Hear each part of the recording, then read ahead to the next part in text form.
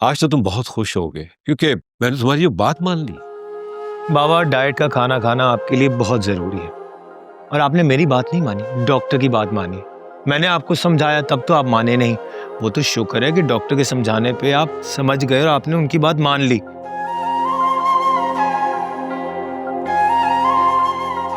क्या सोच रहे हैं आप? एक बात बोलूं बेटा, हादिया बहुत प्यारी बेटी है। उसके घर में आने से रौनक आ जाती है। मुखलिस और साफ दिल बेटी। वो अपने किस्से सुना रही थी और मैं अपनी बातें। बहुत अच्छा वक्त गुजर गया। वो आपको बहुत ख्याल रखती है। कल डायरेक्ट ऑफिस से आ गई थी यहाँ। तुम भी उसका ख्याल रखा करो। जी बाबा। और कुछ? मेरे ख्याल से आज का ये सबक तुम्हारे बहुत काफी है।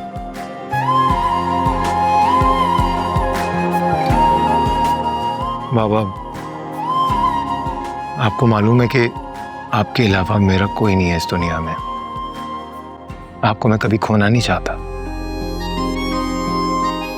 इसलिए मैं चाहता हूं कि आप अपना ख्याल रखें मेरी खातिर। मैं खुश हूंगा। बिल्कुल बेटा। Thank you.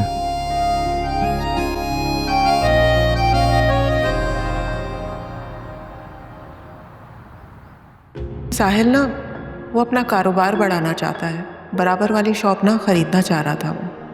अरे बेटा, आ जाओ, नाश्ता तैयार है। जी बस आ रहे हैं। और तुम्हें पता है आज मैंने हलवा बनाया है नाश्ते में। अच्छा।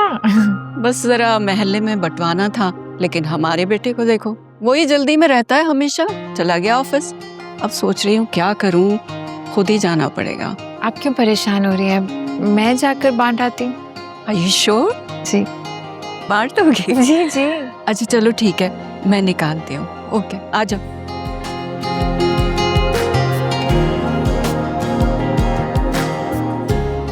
ये अच्छा मौका है उस शख्स से बात करने का।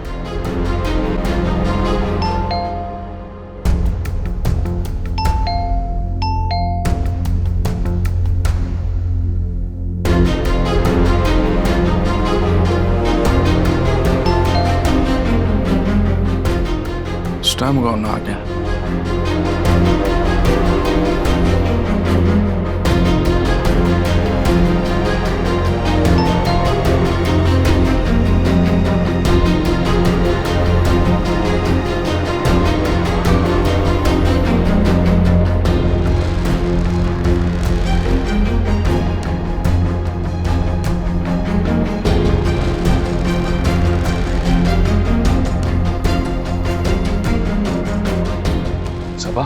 सबा, खामोश रहना, तुम्हारी आवाज बिल्कुल भी ना निकले, ठीक है?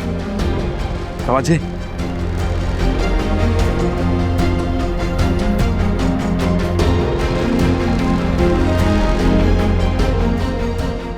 अस्सलाम वालेकुम। अरे आप? वालेकुम अस्सलाम। आंटी ने हलवा बनाया था, इसीलिए देने आई थी। अरे बहुत शुक्रिया, बहुत शुक्रिया। आप बाहर क्यों खड़ी? आप आए ना, अंदर आए प्लीज, अंदर आए। Excuse me.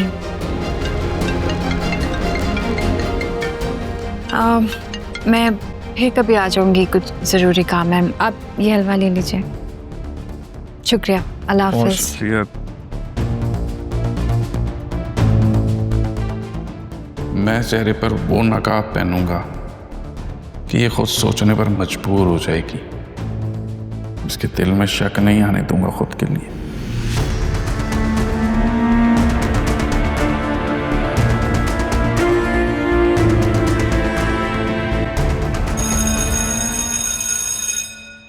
वैसे मिस फजीला हमेशा अपनी मर्जी करती है। अरे नहीं हादिया, मुझे कई बार अपने पास बुला चुकी है। तो आप सुन लेना उसकी, हम सब आपकी भलाई की ही बात कर रहे हैं। वैसे बुरा न मानिएगा, हादिया बहुत खुदगर्ज है।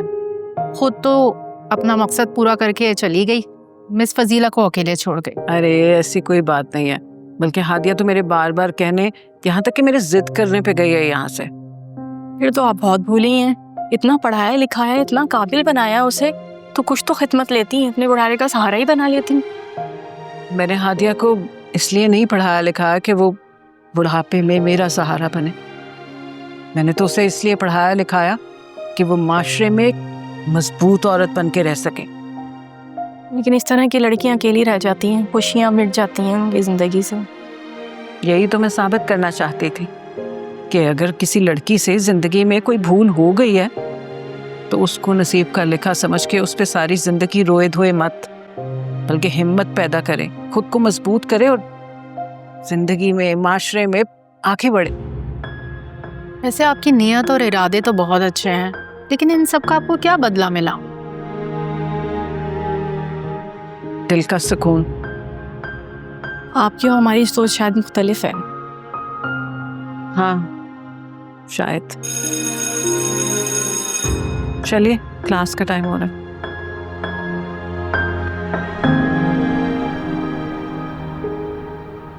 ये लो, ये बराबर में जो पुलिस वाली है वो देकर गई है ये हलवा।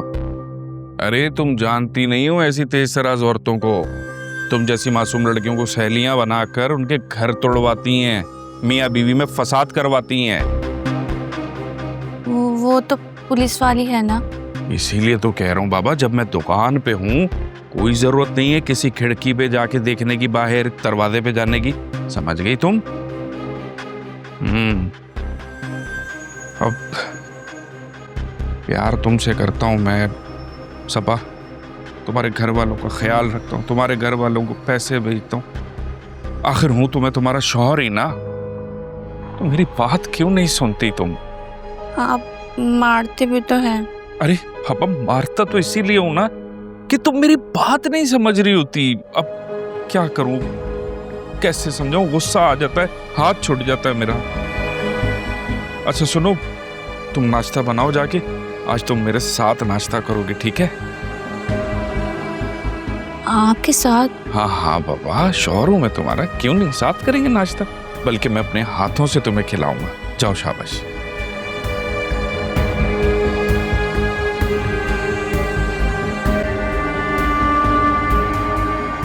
इसे काबू में रखना जरूरी है। कुछ दिनों के लिए इसे प्यार से ही बात करनी होगी। फिलहाल के लिए यही सही है।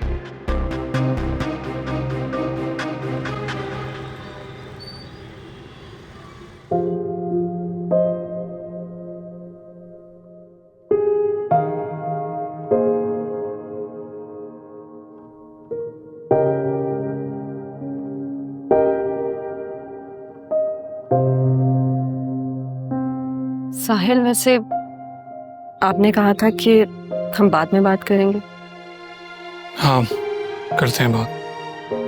तो फिर मुझे बताएं कि आपको क्यों अच्छा नहीं लग रहा कि अगर मैं आपकी हेल्प करूं? नौशीन, क्योंकि मैं नहीं चाहता कि कोई मुझे ये कहे कि इसने अपनी बीवी के पैसों से दुकान खरीदी है। साहिल, लोगों का तो काम है बातें करना, लेकिन आपकी तो ख्वाहिश पूरी हो जाएगी ना। आपकी शॉप जो है वो बड़े स्टोर में तब्दील हो जाएगी, आप भी खुश और मैं भी। हाँ लेकिन नौशीन, मैं तुमसे सेविंग्स या जेवरात लेके खुश नहीं हूँगा। तुम प्लीज़ अपनी गलतफहमी दूर कर लो। साहिल, क्या हो गया? हम पढ़े लिखे लोग हैं। मेरी कोशिश यही है कि मैं सिर्फ आपको इमोशनली नहीं, फाइनेंशियली भी सपोर्ट करूं। बात ठीक है नौशीन, लेकिन देखो मेरा ज़मीर मुझे इस बात की इजाज़त नहीं देता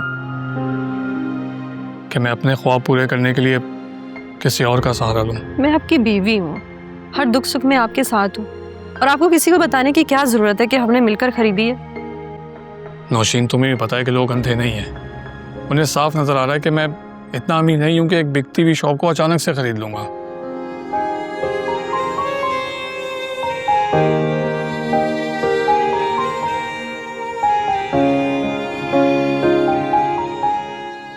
कैसे समझाऊं तुम्हें? तुम्हारी परेशानी मुझे भी फिक्रमंद कर रही है। बीवी कभी भी अपने शौहर को दुख में नहीं देख सकती। और साहिल, तुम समझने की कोशिश ही नहीं कर रहे।